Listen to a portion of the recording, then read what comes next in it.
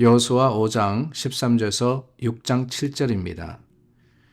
여호수아가 여리고에 가까이 이르렀을 때에 눈을 들어 본즉 한 사람이 칼을 빼어 손에 들고 마주 서 있는지라. 여호수아가 나아가서 그에게 묻되 너는 우리를 위하느냐 우리의 적들을 위하느냐 하니 그가 이르되 아니라 나는 여호와의 군대 대장으로 지금 왔느니라 하는지라.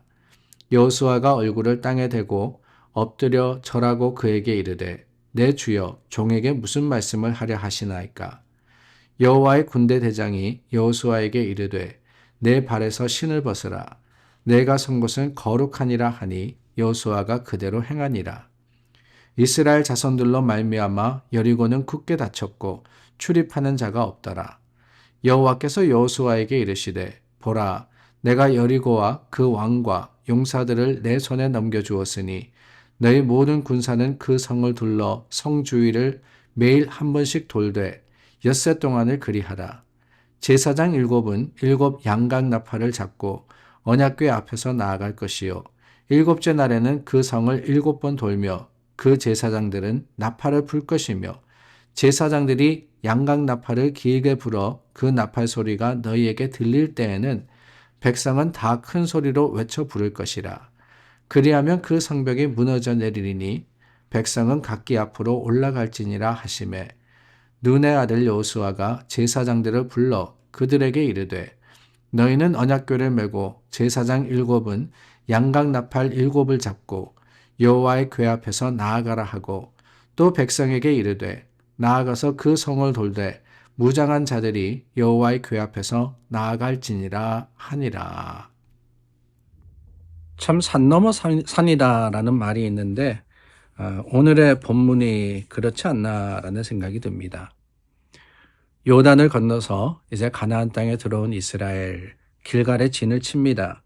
그런데 오늘 13절 말씀해 보니까 여리고에 가까이 이르렀다라고 했죠. 이 여리고라는 성은 요단을 건너서 처음 있는 성이자 또한 큰 성이었습니다. 이 성이 요충지이기 때문에 그곳을 지나가야지만 이제는 가나안 땅 본토로 들어갈 수 있습니다. 근데 거기에 자리 잡고 있던 여리고라는 성이 너무나도 강력한 군대와 또한 힘을 가지고 지키고 있었던 거예요. 그래서 이곳을 지나가야 되는데 도무지 어떻게 지나가야 하는지 고민이 되는 그런 상황이었습니다. 하나님의 약속대로 요단을 건너서 그것도 그냥 건넌 게 아니지 않습니까? 요단강이 멈춰 서 있을 때 마른 땅으로 건너갔습니다. 그랬던 이스라엘에게 큰 어려움, 큰 도전이 가로막고 있는 겁니다. 그럴 때 여호수아의 생각, 그 마음이 어땠을까 짐작해 보게 됩니다. 백성들을 이끌어서 이제 가나안 땅에 들어왔는데 저 성이 굳게 가로막고 있는 거예요. 저것을 뚫고 가야 되는데 도무지 방법이 없습니다. 군대도 약하고 여러 가지를 다 계산하고 여러 가지를 다 재봐도 불가능이다라는 생각이 들었습니다. 그럴 때 하나님께서 오늘 본문의 말씀 5장 마지막 말씀을 우리에게 증거로 보여주시는데 거기에 보면 어떤 일이 일어나느냐. 여리고에 가까이 이르렀을 때 여호와의 군대 대장을 만나게 됩니다. 여호와의 군대 대장, 다르게 표현하면 천사장이죠. 천사장. 여호와의 군대가 사람의 군대는 아니지 않습니까? 하늘의 천사, 그 천사를 다스리는 대장을 만나게 됩니다. 그 대장을 만났을 때 이 여호수아가 한 일이 뭐냐? 다름이 아니라 하나님의 말씀을 믿고 그 하나님의 뜻을 순종하게 되는 거예요. 그러고 보면 승리의 비결은 바로 그게 아닌가 하는 생각이 듭니다. 사실 하나님은 이미 하나님의 약속 가운데 우리에게 승리를 주셨습니다. 여러분 믿으십니까?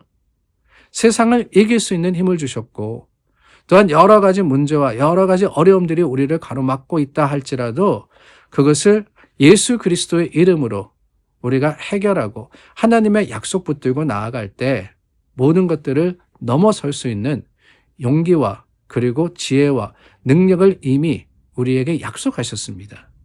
근데 문제는 뭐냐? 믿지 못하다라는 거예요. 과연 내가 그럴 수 있을까? 늘 우리가 하는 이야기가 그거 아닙니까? 과연 내가 할 수 있을까? 가능할까?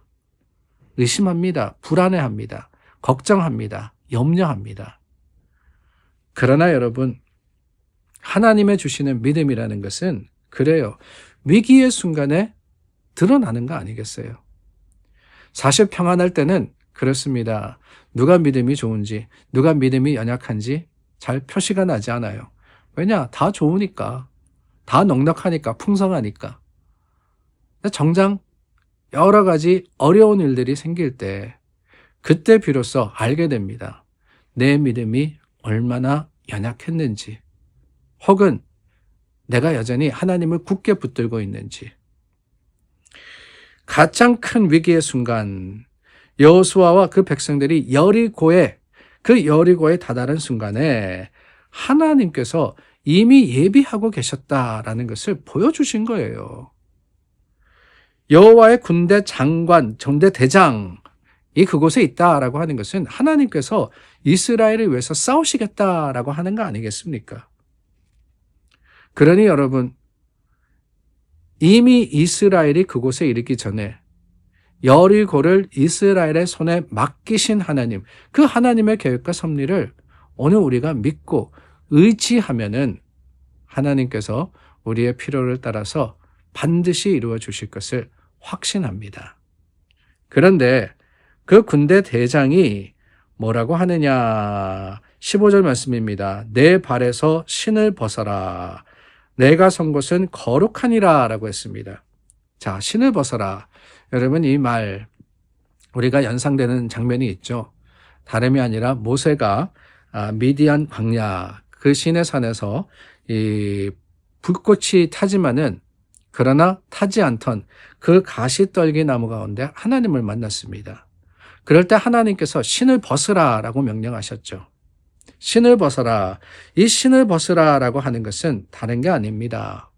겸손으로 꿇어라 라고 하는 거예요. 왜냐? 그 당시에 노예나 가장 낮은 사람들은 맨발로 다녔습니다. 신을 신을 수가 없었습니다. 그렇기 때문에 하나님께서 신을 벗으라 라고 하는 것은 하나님을 경외하라, 경배하라 라고 하는 의미예요. 더 나아가서는 하나님 앞에 겸손하라 라고 하시는 것이지요. 그렇습니다. 하나님이 일하시게 하라. 주가 일하시게 하라라는 그 제목을 가지고 저희가 한 해를 시작했습니다. 그러기 위해서 가장 필요한 것이 무엇이냐? 주님께 맡긴다고 하는 것은요. 그래요. 옛다. 한번 해보세요. 이게 아닙니다. 주님께 맡긴다고 하는 것은 겸손으로 나는 할 수 없으니 주님 하시옵소서. 주님을 인정하는 일입니다. 그 인정한다라고 하는 것은 또 이야기하면은 나를 낮추어서 하나님 앞에 겸손함으로써 주님께 영광 돌린다라는 거 아니겠어요? 그러기 위해서 필요한 것은 다름이 아닙니다. 자존심을 내려놓는 거예요.